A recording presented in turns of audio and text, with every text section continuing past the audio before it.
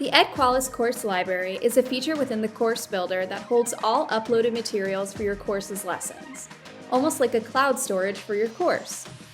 It's an easy tool to manage and allows you to store documents, images, videos, e-publications, and podcasts, just to name some of the content you can upload to it.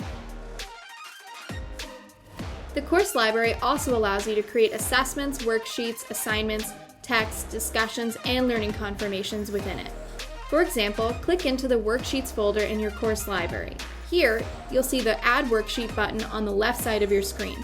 Click the Add Worksheet button, name your worksheet, and the Worksheet Builder application will open.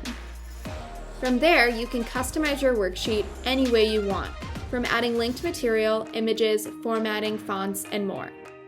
Once your worksheet is finished, you'll click the Revision tab on your left navigation bar. Click the plus button and name your revision of your worksheet and save it. Then to publish this document and make sure it's accessible to your students and in your lesson content, click the Publish button listed under Revisions in the left navigation bar. Now your worksheet is published. You can also make changes to published content in your course library. Just make sure to publish the new versions of your material.